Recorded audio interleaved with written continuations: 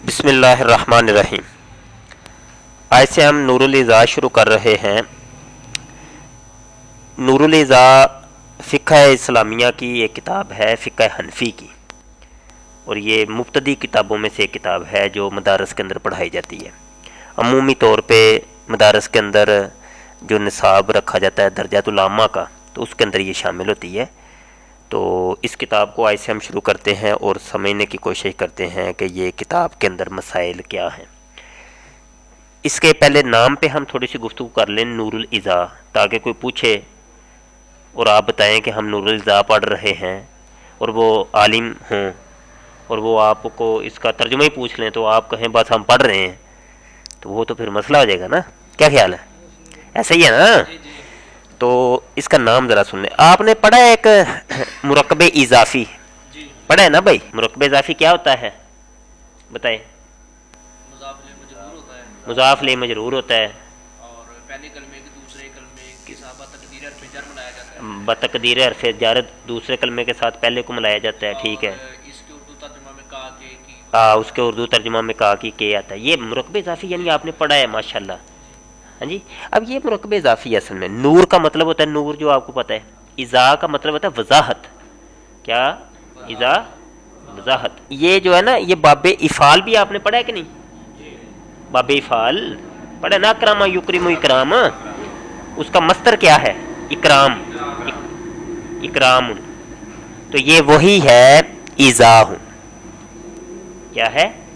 इज़ा। अब ये मुज़ाफ़ ले जो है वो मजरूर है, हा के नीचे ज़ेर आएगी, और आपको पता है कि मुज़ाफ़ के ऊपर अलिफ लाम और तनवीन नहीं आता, जबकि मुज़ाफ़ ले पर अलिफ लाम भी आ सकता है, तनवीन भी आ सकती है।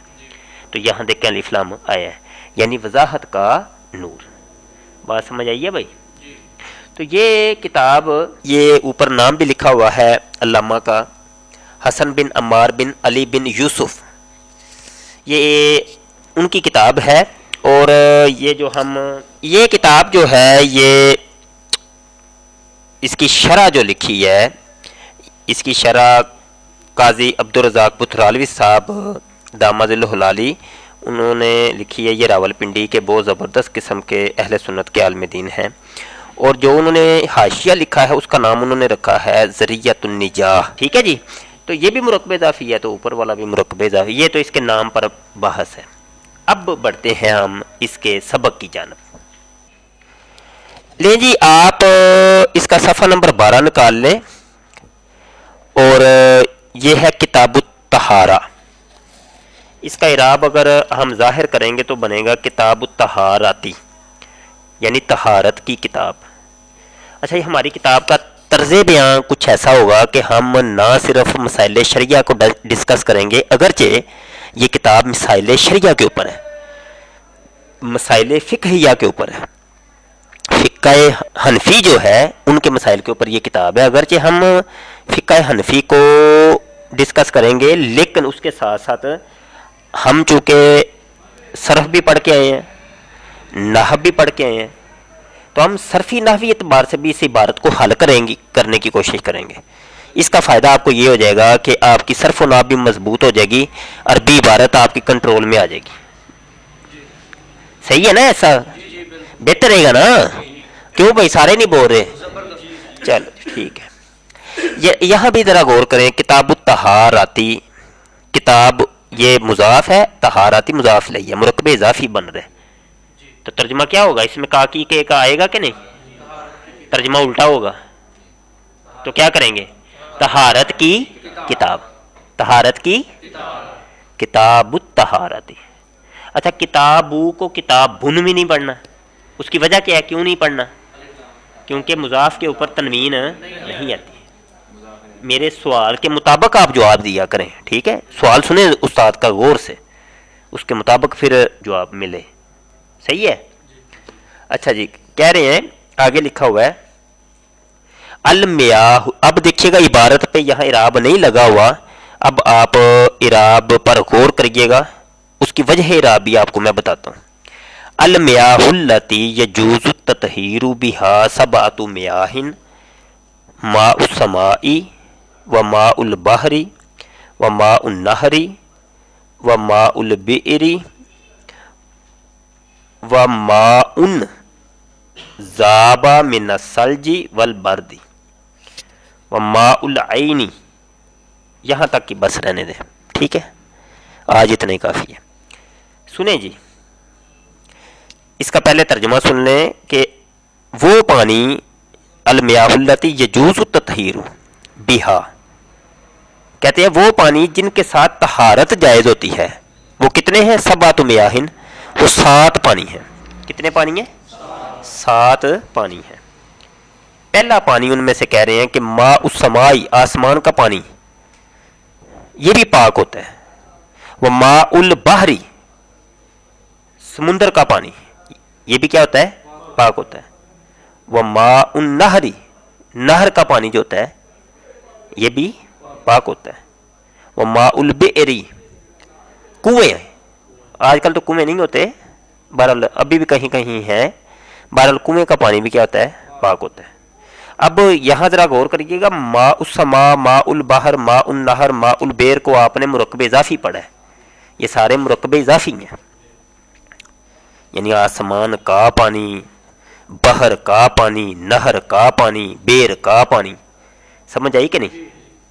لیکن آگے مرکب اضافی نہیں ہے، آگے یہاں وہ والا کلیہ ہے جو میں نے آپ کو مرکب توصیفی جب سمجھایا تھا تو سمجھایا تھا کہ نکرہ کے بعد جب پورا جملہ ہے تو وہ نکرہ، وہ جملہ اس نکرہ کی صفت واقع ہوتا ہے،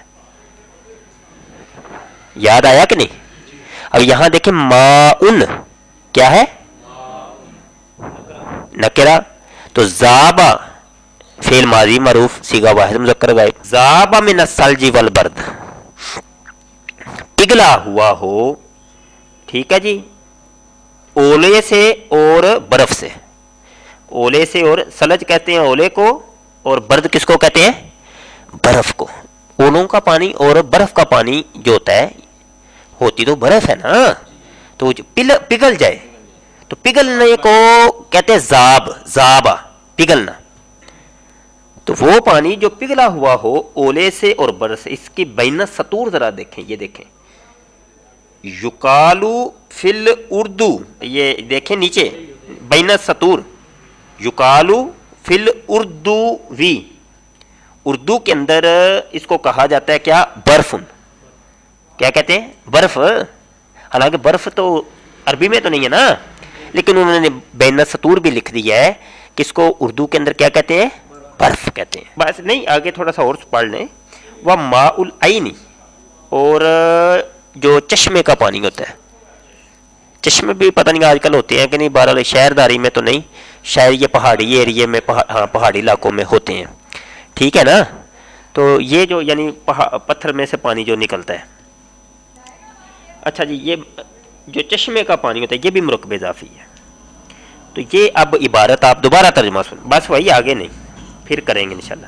المیاہ التی یجوز التطہیر بہا سبعۃ میاہ، ماء السماء و ماء البحر و ماء النہر و ماء البئر و ماء ذاب من الثلج والبرد و ماء العین، کہتے ہیں وہ پانی جن سے طہارت جائز ہوتی ہے وہ 7 پانی ہیں، آسمان کا پانی، بحر کا پانی، نہر کا پانی، بئر کا پانی، یعنی آسمان کا پانی، بحر دریا کا پانی، دریا اور سمندر ایک ہی چیز ہوتی ہے، بحر کا دریا بھی کہتے ہیں، سمندر بھی، یہ ذہن میں رکھیے گا۔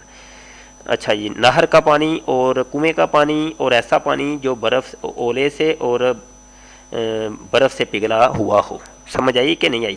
اور عین، چشمے کا پانی، تو یہ سارے پانی پاک ہیں، ان کی اب آگے مزید بحث چلے گی، وہ آپ کو انشاءاللہ ہم پڑھائیں گے۔ یہاں ایک ذرا غور کریے گا، المیاہ جو ہے نا، یہ بھائی ماء کی جمع ہے، کس کی جمع ہے؟ ماء کی جمع ہے، ماء کہتے ہیں پانی کو۔ آپ کے ذہن میں سوال آئے گا کہ ماء کے اندر تو ہا ہے نہیں، اس کی جمع میں ہا آ گئی ہے، میاہ۔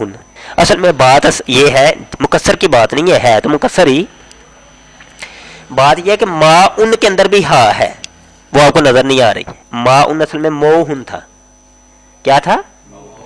یہ آپ اس کا حاشیہ اگر دیکھیں، حاشیہ نمبر 4، تو آپ کو یہ حاشیے بھی ساتھ ساتھ چلائیں گے تو آپ کو انشاءاللہ فائدہ ہوگا۔ المیاہ جمع ماء، کہتے ہیں پانی جو ہے نا یہ ماء کی جمع ہے، یدل علی اصلہ ای موہن، ये अपनी असल पर दलालत करता है, यानी उसकी असल क्या है, मऊह। तो ये बहरहाल ये कायदे तो अब आप आगे आप पढ़ेंगे, यहाँ कायदे भी मैं हल करवाऊंगा तो फिर बड़ा मसला बन जाएगा। तो मैंने सिर्फ टच देना है ताकि वो सबक आपका हरा हो जाए, आपको समझ आ जाए। अल्लाह ती जो है इसमें मसूल है, यजूज़ु फेल मुजारे है, जाज़ा यजूज़ु। ततहीर जो है ना ये तफ़ईल का मस्तर है, बाबे तफ़ईल का मस्तर, जैसे तसरीफ, तकरीब, तजरीद, तनसीफ। बात समझ आई है? इतनी मिसालें तो काफ़ी हैं। अच्छा, इसी तरीके से बहरहाल तकरीबन सारी इबारत हमने हल कर दी है, तो ये कल करके लाइएगा अच्छे तरीके से, और इसके हाशिए को भी पढ़ के आइएगा। और इसकी इबारत हल करने का तरीका यह है कि साथ आप अल मुंजिद रखें। क्या? अल मुंजिद। इसका हाशिया भी आपने पढ़ना है, और इसकी एक शरह है, ठीक है, तख्तावी, वो भी लें आप, उसको भी पढ़ें, मुताले में रखें। ठीक है भाई। इसी तरीके से आप तसहीलुल सरफ और तसीलुन नहव भी पास रख लिया करें। तो इसकी इबारत आपने हल करनी है। तसहीलुल सरफ, तसीलुन नहव, मुंजिद, ये नूरुल इज़ा के आखिर तक आपके पास होनी चाहिए जब आप इसके सबक की तैयारी करने बैठे। अब तरीका कर यही है कि अगले सबक की तैयारी आप करके आएंगे, अगले सबक की तैयारी आप खुद करके आएंगे, इबारत आप मुझे सुनाएंगे। ठीक है भाई। और इधर मैं सिर्फ थोड़ी बहुत हल करवाऊंगा, ये इबारतों की तैयारी आपने खुद करके आनी है। बहुत शुक्रिया। अस्सलाम वालेकुम व रहमतुल्लाह।